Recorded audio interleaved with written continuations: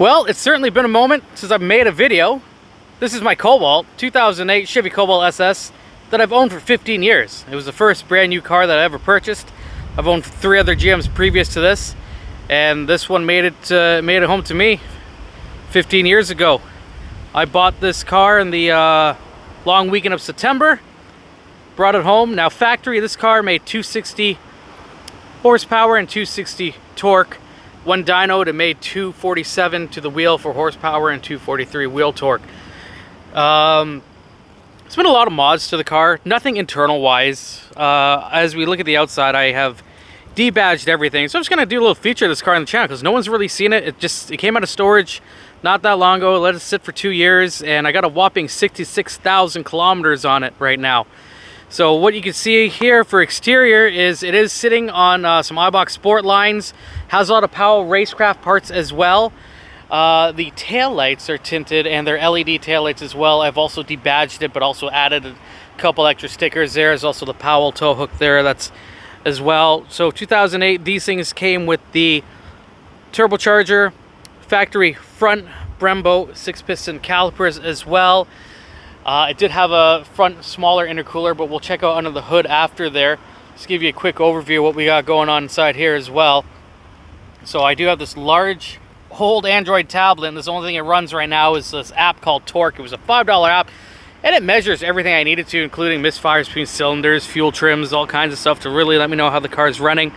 Carbon fiber hood, it's real carbon fiber, it's light. Turbo cars give off a lot of heat, this particular one as well, just because of the tune that's on it. It is mild, granted, and I learned a lot when I owned this car about these, types of cars and modifying them and doing stuff yourself and everything like that. For instance, this little Chevy bow tie, it took me forever to wrap. When I wrapped that as well, when I wrapped the sides, the mirror caps, those 2 hours to do both of them. That was a long time ago, and I probably haven't gotten better at it. It's still the same thing here.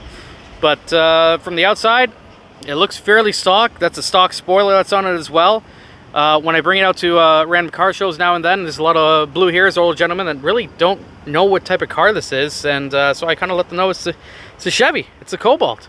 So let's have a quick view inside. Also, pan on these stickers as well here. Run your car, not your mouth.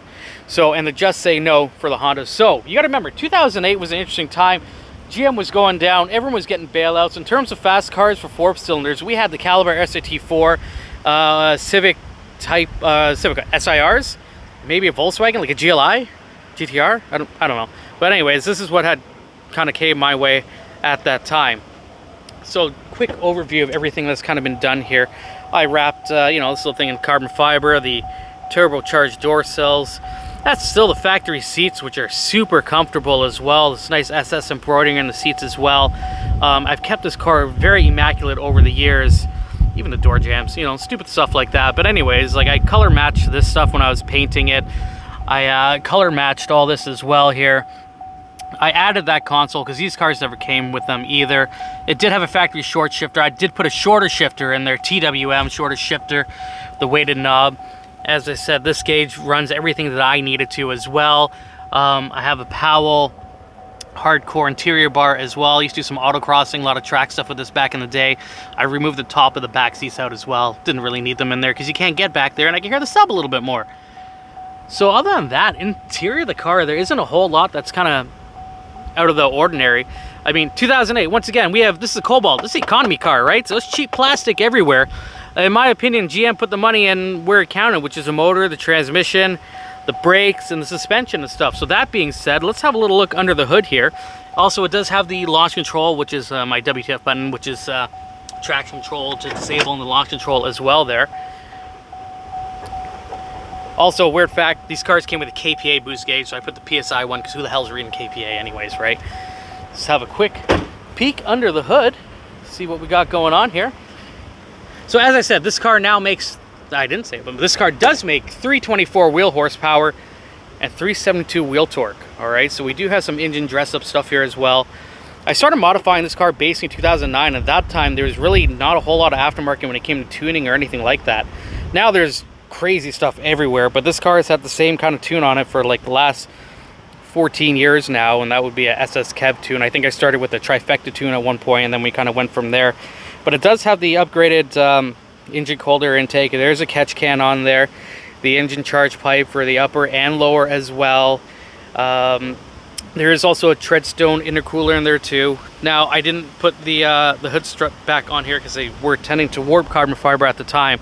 So it's just kind of what I use now. But this is just kind of overview, and I powder coated the valve cover and the manifold as well. Some more stickers and stuff. I was a lot younger when I had this car. Things were a lot different, you know? And yet here I am. I went to go sell it a few years ago, and underneath this car is equally as clean as this engine here as well. So after seeing that, I'm like, you know what? I don't want to sell it. I've had this car forever. There's a lot of memories I made with this car and putting work into it and stuff like that. And it's quite quick. What else do we have here? So we also have the TTR motor mount. We have the Powell Stage 2 rotated mounts, same thing. Definitely helps eliminate a lot of the wheel hop when launching, because it's a lot of power for this car, front wheel drive. However, it does have a limited slip diff as well, but still, it can't launch. But out the hole, it's terrible, but once it's going for roll racing, this thing will definitely rival the TRX. I think it might take it on a roll as well for roll racing, but not out the hole for sure. But that's just something I want to bring to the channel. As I said, it's been a while since I made a video. Mustang's not running. I've lost some interest and motivation in it, having some problems with it still, so we're going to be working on that a little bit.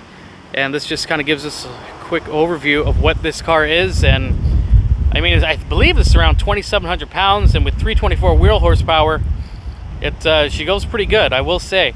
And it's still pretty to look at. It does need a good clay barring and waxing, but over the years, it's been a reliable car. And I would say over the last 13 or 14 years as well, it hasn't seen rain. This car hasn't seen rain. It's never seen winter, bad weather, anything like that. But it's always been just a blast to drive. All right, let's go and fire it up, rev it up a bit with the exhaust cutout closed. We get a sound of that, and then we'll open up and get a sound after.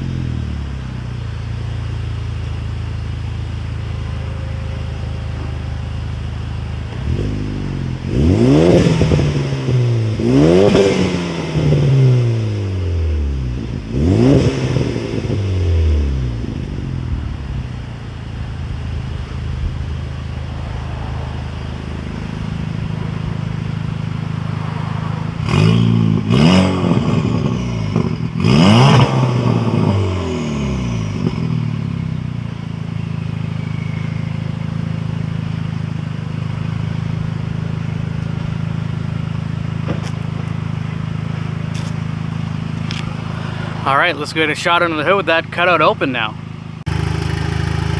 Now that ticking that you're hearing, it's from the direct injection. Now back in 2008, this was kind of new for GM at the time. There was a partnership with Saab, which they did have to a certain point, and this is part of a Saab motor as well, and I would say there's a little bit of Toyota in there as well too. It's what actually helped get Toyota into NASCAR as well, I believe, the Ecotec block. Anyways, let's rev it up with the cutout open. Let's hear what it sounds.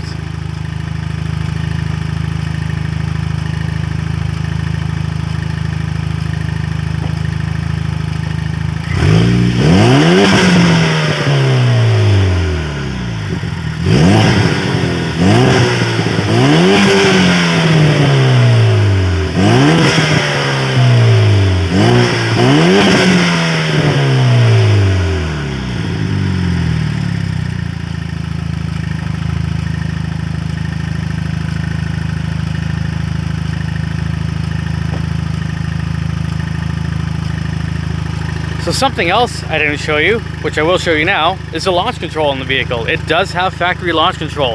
However, what the power makes now was completely useless because there's too much torque for the front wheels. We'll just go hit the button and we'll show you the launch control. We're not gonna do any crazy launches, but maybe we'll get some rolling shots or something like that. We'll see.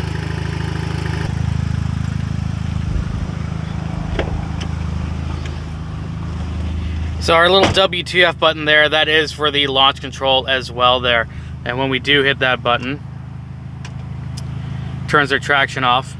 And then when we hold it down, competitive mode and launch control is activated. So launch control will set this car up around 2,500 RPMs before it fully gets out the hole there. But once again, it's too much. It's too much for this car. But yeah, it was just a cool feature that GM had. Even in the owner's manual at the time, which I still have, they also promote basically power shifting, so no lift shifting. So when you're banging through your gears, just fully commit, hold your gas pedal down, and just hit the clutch as you're going through gears there. Well guys, there you have it. My 2008 Chevy Cobalt. It's the first new car I ever bought. First car I ever really did some more harder modifications. I mean, I've owned 5 GMs over the years, but you know, as a kid, I'd say I was 22 when I bought this car. It was a different time, and getting involved in, I guess you'll say, the tuner scene. Although I don't really like a lot of Japanese vehicles, Asian vehicles, import vehicles. I respect bills all day long. However, 2008, it was on a Rice House Civics with fart cannons and stupid rims, right? Not a lot's changed. I mean, we have some cool cars now, but still, this car to me holds a special part of my heart there. And I went to go sell it a few times, and I couldn't do it. I couldn't sell the car. I had a buyer coming out to come look at it, and 15 years later, it's still here. I intend to keep this car. Got a couple small kids. We'll see if anyone cares about Dad's rice bullshit at the time, as the future progresses. You know, we're going down an EV road here, which in my opinion we're still pretty far away from, but this will still go down as a cool car, I hope anyways. It does in my book, just for the power and what it stands for. Well, the guys, thanks for checking it out. The sun's finally coming out. Got a nice little backdrop here as well.